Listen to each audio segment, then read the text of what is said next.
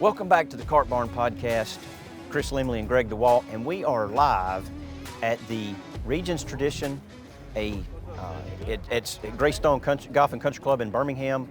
It is a major on the Champions Tour. We're on the range. We've got some celebrities that we've interviewed, and we'll interview some more, and some pros later on this afternoon. Gregg, it's a great day out at Greystone. You know, there's nothing better than a road trip. Being an ex-sports writer, we live for those to get out of the office, and looking forward to a great day out here at Greystone. We've already talked to Charles Barkley and Tommy Tuberville. Charles Barkley, Tommy Tuberville, Hugh Freeze, AJ McCarron, and we've got a few more lined up and some pros this afternoon. So yeah, it's going to be a great day out at Greystone, and I hope everybody enjoys the podcast. Yep. So you play it out at Gainey. How's your game? I'm playing well right now. I put a lot of time and effort into it. I met the great Stan Utley a few years ago, and he changed my life. So I'm playing pretty much every day right now, getting ready for the summer, which I play even more. There you go. But man, it's a great game, and I love it. Yeah, Stan Utley, you talk about him, he's known as the short game guru, but I think he's working with you on everything. He's working with me on everything, because I needed to fix everything. I got lucky. I actually met him at Tom Lehman's golf tournament, and I'd really pretty much given up golf. I only played for charity, for friends of mine, because it was embarrassing and humiliating to play. And I was playing in Stan's golf tournament one time, and not Stan's, in Tom Lehman's golf tournament. And I met Stan, and he said, "Hey, let me work with you." I said, "Stan, I pretty much given up."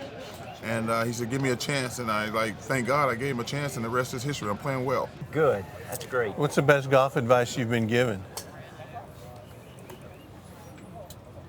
You know, that's a great question. I think you have to keep it as simple as possible, because if you try to think about 5 things instead of 1 or 2 things, you're gonna go crazy.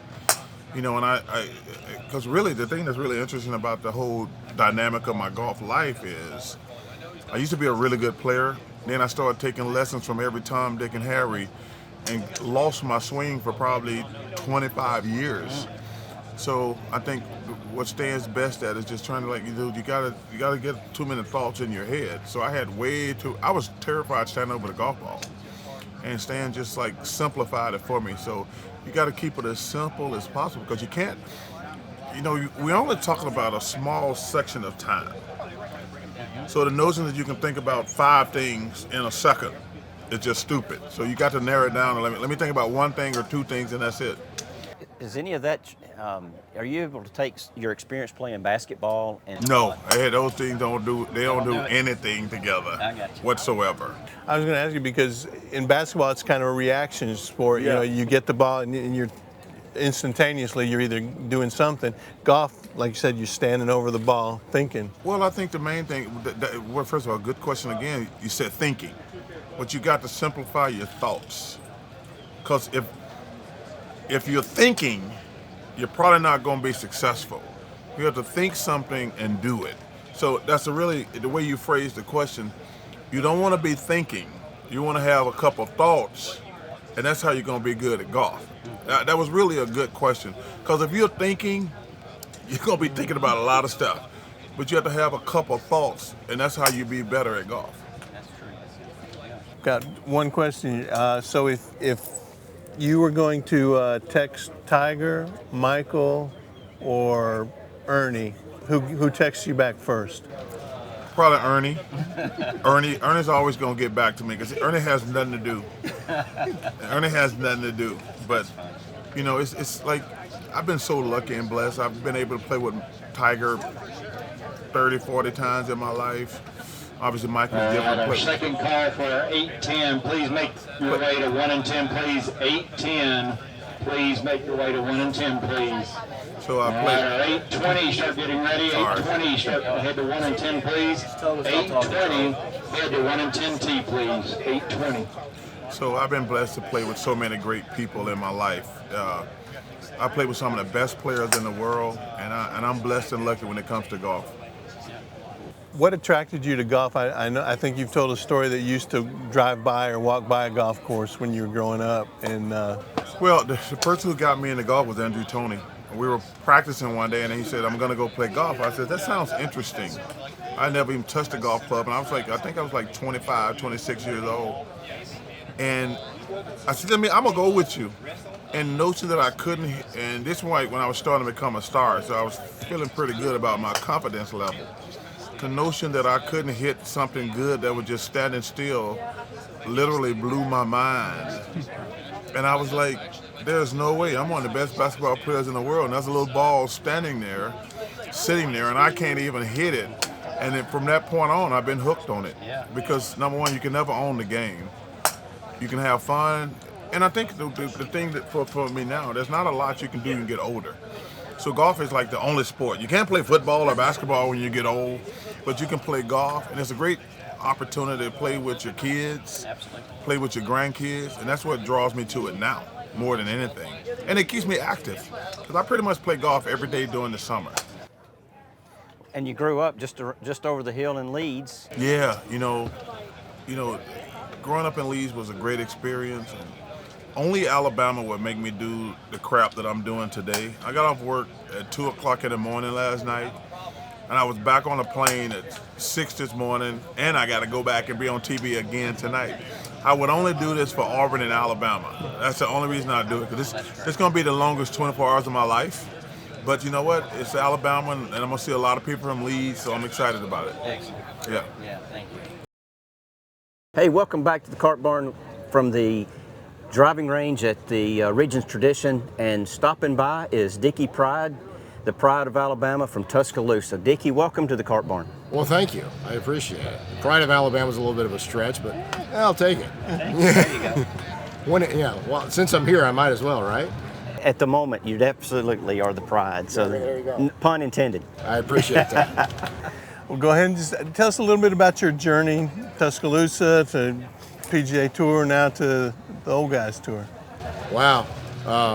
Fortunately, it doesn't encompass much, but geez, really? You going with the entire career? Okay. Give us So, the abridged version.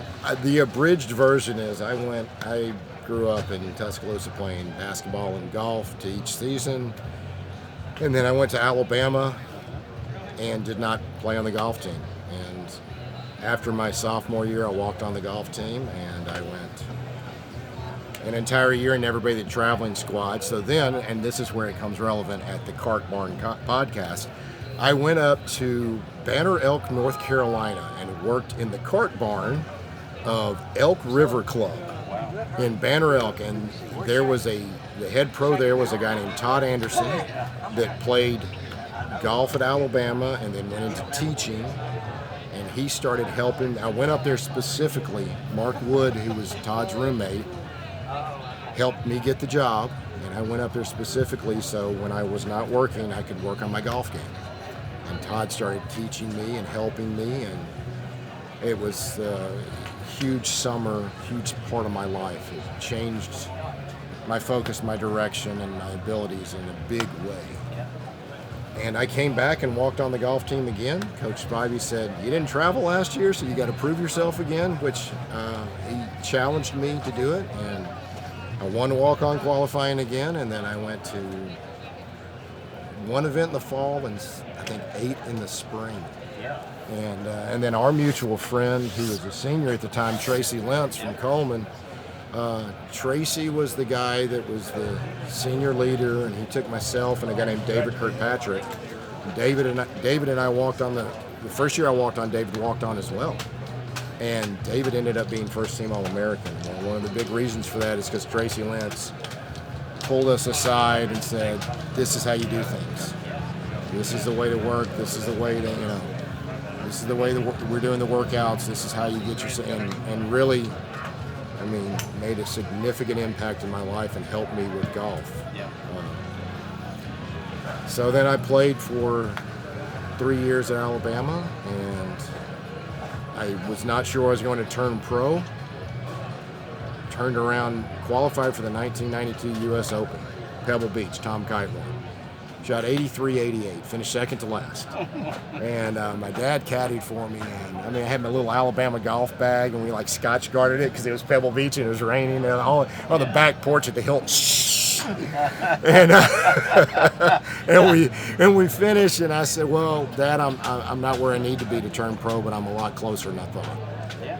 and I want to turn pro. And he said, okay, but you come up with a plan. And I made a 5-year plan on what I was going to do, and I got some people to help me financially. And 2 years later, I won on tour. So I was there. Pretty much, yeah, me too. It was a great day. And the nice part was my whole family was there. My wife, at the time, my fiance, but my wife was there. She flew up on Saturday. My mom and dad were there, both my sisters. So, yeah, really, you know.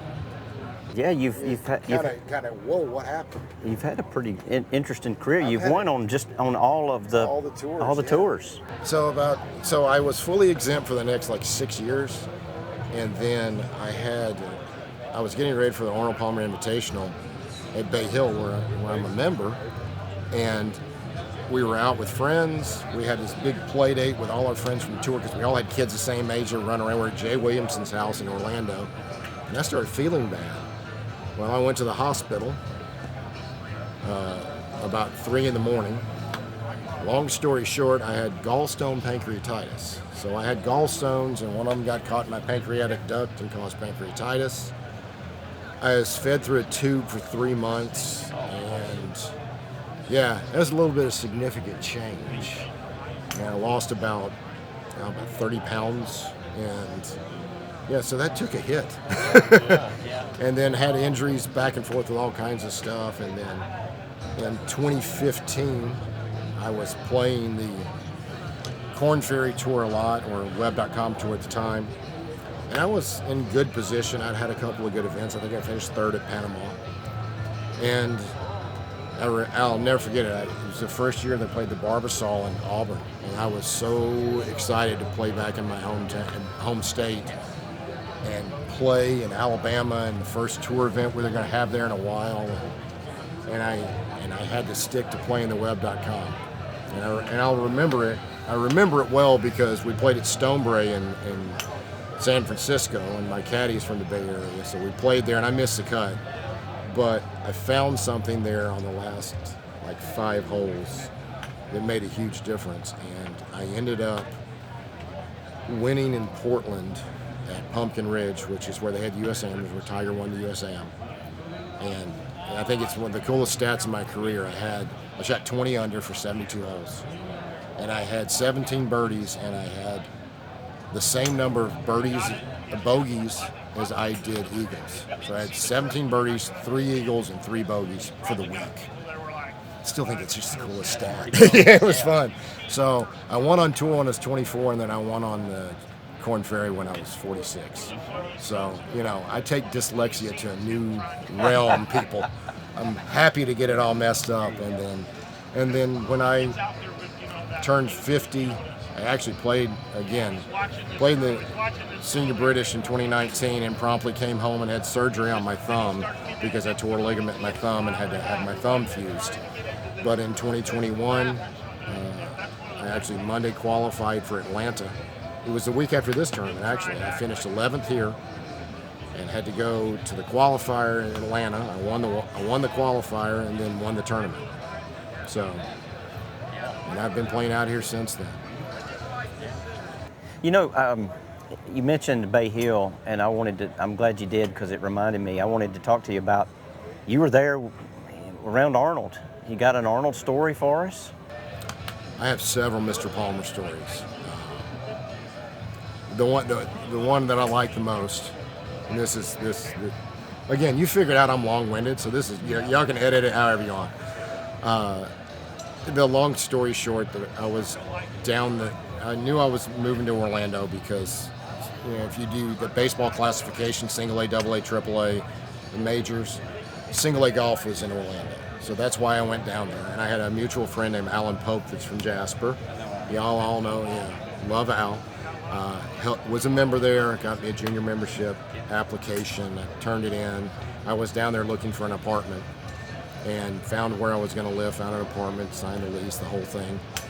And was coming back to Alabama on Monday, so Sunday I had off, and I said, I called the pro shop and they let me come hit balls. And I saw a mutual friend on the range that day, and he said, "What are you doing down here?" I said, "Well, I'm going to apply for junior membership. I'm coming down to play the mini tours." He said, "Well, if you want to be a junior member here, you got to ask one person," and there he is. And Mr. Palmer was coming from 9 green to 10 tee playing in the shootout. So I put my club down and walked over and was like, Kyle, don't you steal my balls. Anyway, and I walked over and I introduced myself and said, Mr. Palmer, my name is Dicky Pride. I applied for junior membership. I just want to tell you thank you for letting me come out and hit balls today. I really appreciate the opportunity. And we talked for a little bit and he was really nice to me. And they called me the next morning. This is before cell phones. They called where I was staying because they asked me to leave my phone number. 9:05 the next morning they called to tell me I was accepted. So when I came back down about a week later and moved in, I went out, did the membership, did the check, the whole thing, and came out, saw him on the putting green, and walked up and said, Mr. Palmer, Dicky Pride, thank you for the opportunity. I appreciate you letting me become a member.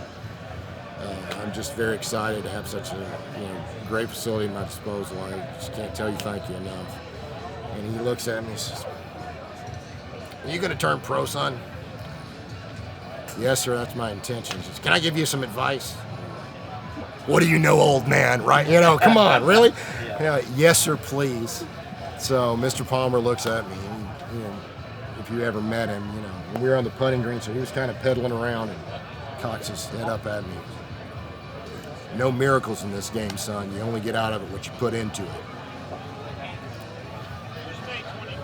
Whoa. Whoa. I think I pretty much reacted like that. Yes, sir. And I said, well, thank you, sir. I appreciate it. I got to go. I'm going to play. I'll see you around. Yes, sir. So I run in the pro shop. I'm 23. I have no clue. I run in the pro shop, and I'm like, I need a sheet of paper. They're like, what? Give me a sheet of paper and a pen. So they give me a sheet of paper and pen, and I write this down. Like I'm going to forget this, right? There's like a legend and like one of my idols growing up. This is my dad's idol, Come on, I'm going to forget this. So I write it down. Well, so I'll fast forward now. There is an end to this story eventually. 30-something years later. It was about 3 months before Mr. Palmer passed away. And I never asked him my entire time for an autograph or anything. He just did a lot for me. I had a lot of opportunities to ask him questions and go sit in his office and ask him questions about golf. And he did so much for me. I could never, ever repay him for everything he did for me. So I went into Janet, his assistant, and said, Janet, I need something. She goes, okay, what do you need? I told her the story.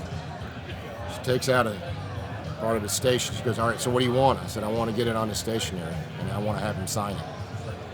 She goes, okay. She pulls out a sheet of paper, puts in the typewriter. What's the date? November 2nd, 1992. I knew exactly what day it was. Yeah. And I said, November 2nd, 1992. Dear Dicky, you only get out of this game what you put into it. Sincerely, Arnold Palmer. She goes, here you go. Take it in the office. Wow. So I walk over, and this is the part where I'll start crying. This is about 3 months before he passed. He wasn't doing well. And it was really difficult to watch. Superman become old. So Mr. Palmer, he says, I'd like to ask you to sign this, please, sir. He goes, what's this? Hand it to him. He looks at it. I said, that's the advice you gave me the first day I joined this club. And he looked at me. Got a pen. Got a scratch sheet of paper. Practice the signature. 3 times. Wow. He came over. Glad you listened. Oh, gosh. Oh, my God. I couldn't even. Yeah, I'm getting teary-eyed just talking about it because he meant that much to me and did so much for me. And it was funny. There were times he would come in and I'd be, at Bay Hill. What are you doing? I'm not playing this week. I'm not in the tournament. Okay. And if I was in the tournament, I didn't play. Like, why are you here? You damn kids. You're so spoiled. You don't even play when you get a chance. I'm like, okay. It's a bummer. I can't play 45 weeks a year, man.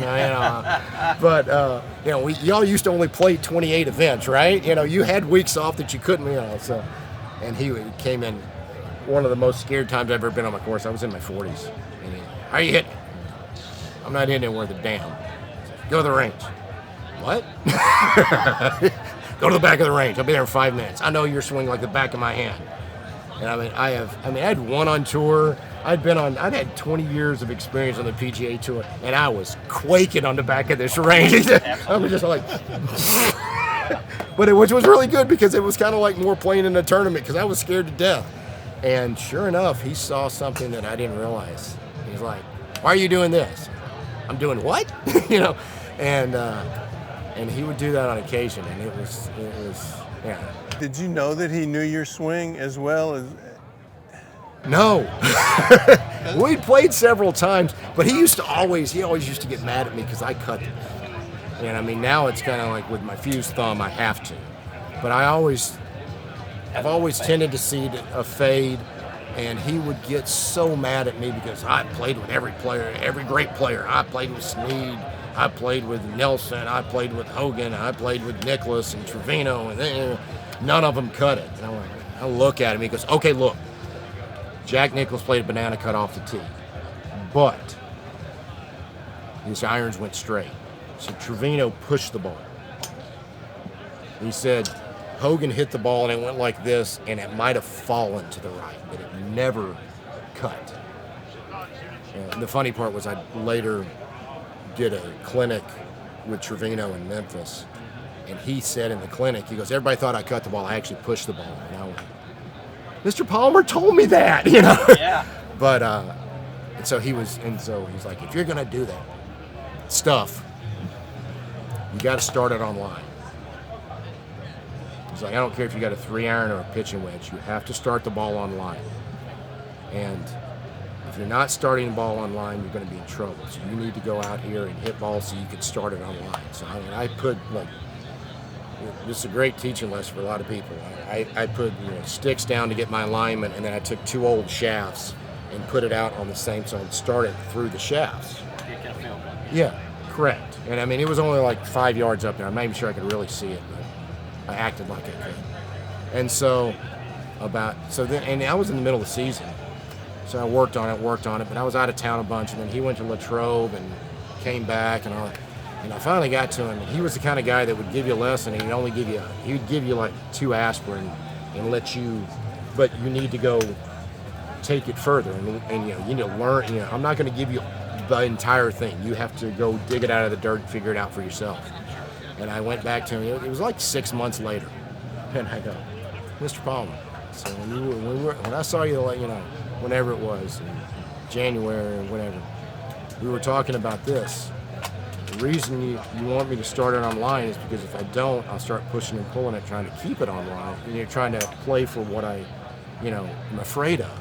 That's why I have to start it on line." "Dicky, I can't believe it took you 6 months to figure that out." And I'm like, "I've been out of town, man." I mean, that's the way he was. Oh, it was great. So, yeah, I mean, I could sit and talk about this for hours, but I will stop. What we need to do is we just need to get you scheduled and do a full episode. A full episode, yeah. Well, I am long-winded, so I could probably pull that off. Maybe 2 episodes. Yeah, maybe 2, exactly. Love to have you. Well, Yeah, thank you. I appreciate it. we don't want to take up your practice time, but we appreciate you sitting down. No, thank you for having me. Anytime I get to talk about Arnold Palmer and Tracy Lentz, life's good. I mean, We'll leave Spike out of it. Oh, Spike, one of the a good friend. Yep. Again, he was a year behind Tracy, but you can learn a lot, especially about putting from Spike McCrory, and a lot about the mindset of how to believe in yourself and talk to yourself. Spike might have been the best I've ever met at that. Self-talk is pretty good. Self-talk is outstanding, and a good friend, and another guy that used to just beat the snot out of me when I first got on the golf team. And it made me so mad I worked harder. Back then, Spike just hit a big hook. Yeah. I mean, out the U-track just... I know. I always wanted to play a team event. I'm like, you take the left pins, I'll take the right pins. We'll call it even, If I can get you anywhere close to that pin on the right side with you putting, I'm in. So. Well, good deal. We appreciate your time. Great. Thank you for having me.